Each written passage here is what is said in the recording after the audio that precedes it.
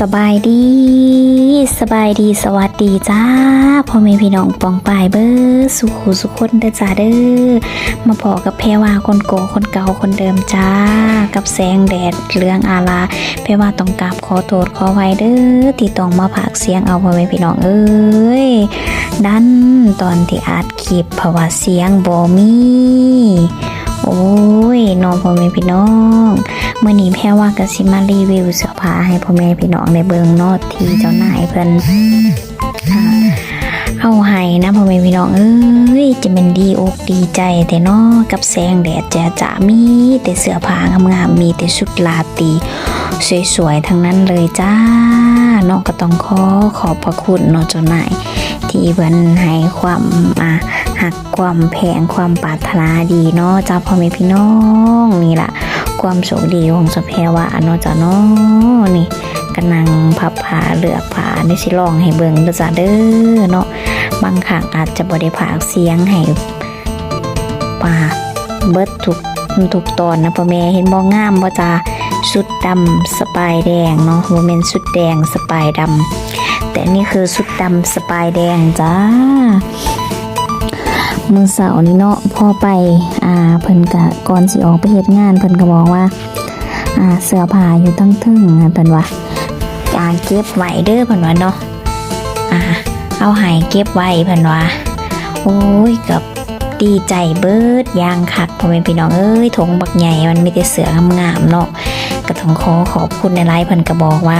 อีกส่วนหนึ่งก็สิเอาไปให้ลูกน้องเนาะอยู่ที่ทำงานเพิ่นว่าอยู่ที่สำนักงานเนาะเพิ่นว่าก็จะไปให้จะแพรก็เลยแบบโอ้ยดีใจนะพ่อแม่พี่น้องเนาะแบบเพิ่นเหลือออกมาหลายขนาดนะพ่อแม่พี่น้องเนาะบ่ได้เหลือแค่เสื้อผ้าว่าแพรได้เพิ่นก็ยังมีแบบเครื่องสำอางอีหยังแบบหลายอย่างมากๆเลยเนาะเดี๋ยวต้องรอเบิ่งตอนท้ายเด้อน้องทั้งคนก็ถามว่าคนลาวนี่คือบ่มีสัมมาคารวะแต่เป็นหยังเจ้านายคือหักคือหวงคือให้ความเมตตาปราณีแท้เนาะแม่นทุกคนเนาะแรกๆหั่นอาจจะบ่มีสัมมาคารวะแต่ว่าพอเฮาได้มาเรียนรู้ที่จริงอันพื้นฐานของคนลาวก็คือกันกับคนไทยนี่เนาะเพิ่นก็มีการสัมมาคารวะอ่อมน้อมถ่อมตนขยันขันแข็งและก็มีความซื่อสัตย์สามัคคีและมีความเอื้อเฟื้อเผื่อแผ่คือกันนี่แหละแต่ว่าบางครั้งบางตอนเนาะเพิ่นอาจจะบ่ได้บอกสอนหรือว่าให้คำแบบแนะนำบอกสอนให้คำแบบว่าปลูกฝังมาตั้งแต่น้อยเนาะมาตั้งแต่ดึกดำบรรพ์ก็อาจจะเฮียนหูอยู่เป็นบางช่วงบางพักแต่ว่าก็บ่ได้เข่งขัดเหมือนคือกันกับฝั่งไทยเนาะจ้ะเนาะมันก็เลยแตกต่างกันแต่พ่อเพิ่นได้เขามาเฮียนหูในสังคมในเมืองใหญ่เมืองหลวงเนาะของไทยแล้วก็ได้มาเฮียนหูจักเจ้านายหรือว่าเด็กสัมผัสกับเด็กหน่อยอย่างต่างๆแล้วนะเฮาก็เลยเริ่มจะมีการพัฒนาไปหอมน้อมถ่อมตนเพราะว่าเฮาก็ต้องเป็นตัวอย่างที่ดีให้เด็กหน่อยเห็นเนาะแพรว่าคิดแบบนั้นนะแพรว่าก็มีส่วนหนึ่งที่แพรว่าได้เรียนรู้ประสบการณ์หลายๆอย่างนอนเรื่องการออมน้อมถ่อมตนแล้วก็เคารพผู้ใหญ่หรือว่าเห็นผู้ใดก็ไหว้ก็แบบยกมือไหว้แล้วก็ก้มหัวออมน้อมถ่อมตนคำว่ากล่าวคำว่าขอโทษหรือว่าขอบคุณค่ะหรือว่าอย่างให้อภัยซึ่งกันและกันหรือว่าผู้ใดก็แล้วแต่ที่เฮ็ดให้เฮาแบบโกรธแค้นเนาะแพรว่าก็ได้เรียนรู้หลายที่จริงก็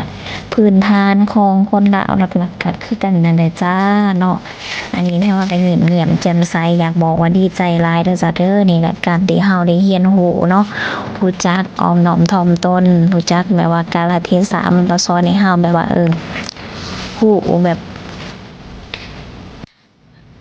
เพิ่นมีคนฮักมีคนแบบว่าปรารถนาดีเนาะจ้าเนาะนี่ล่ะก็เลยแบบโอ้ยมีแต่เสื้อผ้างามๆเลยจ้านี่แหละความแบบว่าเป็นที่ฮักของทุกๆคนเนาะบ่นานล่ะ คนไทยถึงมักสอนลูกหลานว่าเฮาต้องรู้จักไปลามาไหว้เนาะรู้จักสัมมาคารวะอ่อมน้อมถ่อมตนรู้จักนอบน้อมแต่คนดีเฮารู้จักบ่ว่าจะเป็นผู้ใหญ่หรือผู้น้อยเนาะเฮาก็ต้องอ่อนโยนนี่ล่ะจ้าทุกคนเนาะก็มีหลายอย่างกันเลยจ้านี่นะคะเนาะก็กองแบบเพียงๆก็ต้องเบิ่งเลยจ้า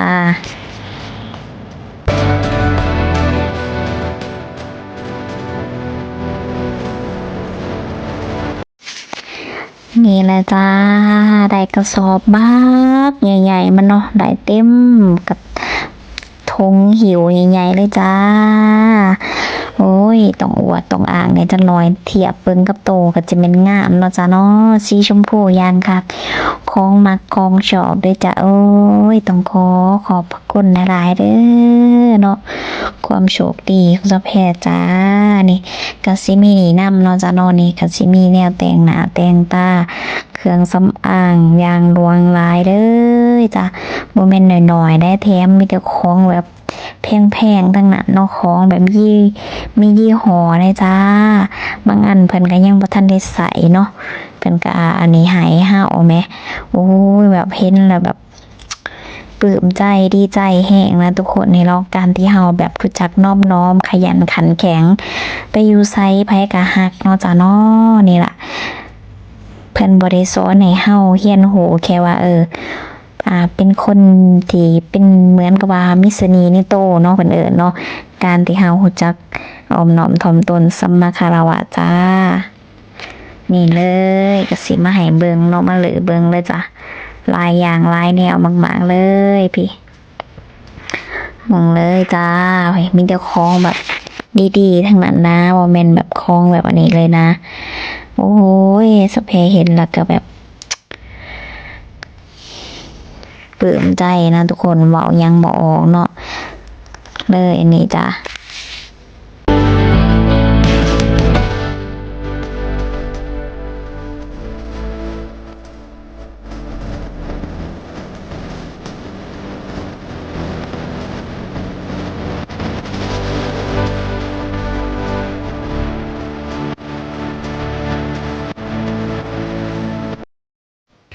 ที่จริงแล้วเนาะคนลาวก็บ่แม่นคนที่จะบ่รู้จักคำว่าอ่อมน้อมถ่อมตน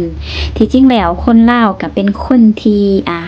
อ่อนน้อมถ่อมตนเนาะเป็นคนที่รู้จักกาลเทศะสัมมาคารวะเนาะแต่เพียงแต่ว่าเพิ่นบ่ได้รับการอบรมหรือว่าคำสั่งสอนหรือว่าการเรียนรู้เรื่องการพัฒนาอิหยังต่างๆเนาะ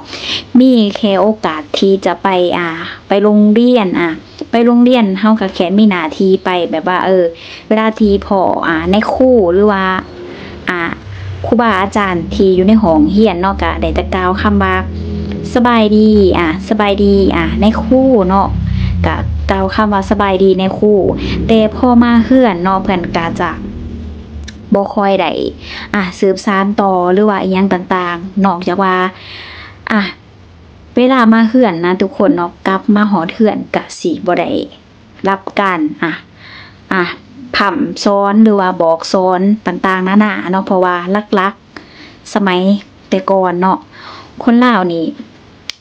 เว้าถึงโตแพรว่าเองเนาะเวลาที่แพรว่ากลับจากโรงเรียนนะทุกคนหรือว่าจากโรงเรียนมาแล้วแพรว่ากลับมาถึงบ้านแพรว่าก็จะบ่ได้สนใจเรื่องการร่ำเรียนเลยแพรว่าก็จะสนใจแต่เรื่องเวียกเรื่องงานเนาะหรือว่าสนใจแต่ของในครอบครัวเรือนซ่านก็อย่างเช่นพอกลับมาจากโรงเรียนปุ๊บการเรียนหรือว่าการสอนที่เฮาได้รับมาจากครูบาอาจารย์นี่ก็คือ เอาไปไว้ในผาเฮือนเนาะทุกคนและเฮาก็มาเฮ็ดการทำมาหากินก็คือนึ่งข้าวเฮ็ดแนวอยู่แนวกินหาแนวอยู่แนวกินเพื่อจะเตรียมไว้เพื่อพ่อกับแม่ขึ้นมาแต่เฮ็ดเวียกเนาะทุกคนเฮ็ดไร่ไสนาอิหยังต่างๆเพราะว่าก็เลยคิดว่านะที่จริงคนไทยเพิ่นก็เป็นคนที่น่ารักนะเพิ่นก็จะให้คำแนะนำว่าจริงๆแล้วคนลาวกับคนไทยมีความใกล้เคียงกันมากๆเลยเรื่องการแบบว่า เป็นคนที่กตัญญูกตเวทีต่อบิดามารดาต่อพ่อแม่ต่อเพื่อนพูงต่อคนที่ฮักแล้วก็มีความขยันมันเพียรมีความอดทนแพ่ว่าคิดว่านะที่จริงคนลาวนะก็เป็นคนที่มีความรับผิดชอบมีระเบียบวินัยแต่เพียงแต่ว่าเพื่อนบ่ได้ถูกสั่งสอนหรือว่าปลูกฝังเรื่องการแบบว่านอบน้อมถ่อมตนมาตั้งแต่เกิดเพราะว่าบอกเลยนะถ้าเพราะว่าบ่มากรุงเทพเพราะว่าเป็นคนหนึ่งที่เป็นคนที่ก้าวร้าวมากจริงๆเพราะว่าเพว่าเป็นคนที่พูดจาหามเป็นคนพูดจาแบบห้าวๆพูดจาไม่เพราะไม่มีหางเสียงไม่มีสัมมาคารวะพ่อแม่ก็จะบอกเราว่าคือคิดดูทุกคนแพรวาเรียนป .4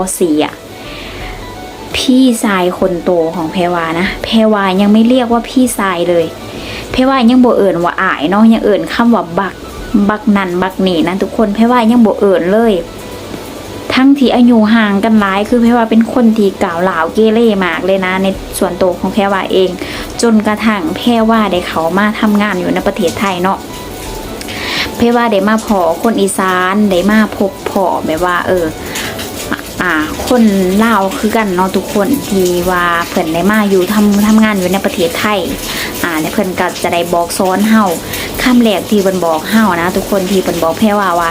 เวลาที่หนูเห็นผู้ใหญ่เนาะแพ่ว่าเห็นผู้ใหญ่เฮาก็ต้องกล่าวคำว่าสบายดีทักทายแพ่ว่าก็งงๆว่าเป็นหยังเฮาคือต้องกล่าวคำว่าสบายดีทักทายหยังต่างๆนะทุกคนทั้งทีมันแบบ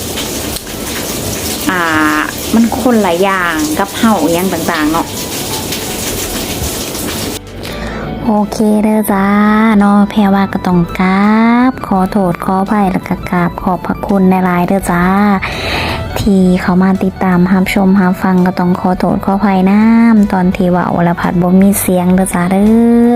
ถ้าชอบคลิปนี้แพรว่าก็ขอฝากกดไลค์กดแชร์แล้วก็ขอขอบคุณเนาะเจ้านายเพิ่นที่ให้ความเมตตากรุณาปานีเด้อจ้าเด้อที่ให้ความหักแพงเด้อจ้าไปแล้วบ๊ายบายจ้าดีใจแฮงเด้แล้วเจอกันใหม่จ้าชอบคลิปนี้ก็ฝากกดไลค์กดแชร์นำเด้อ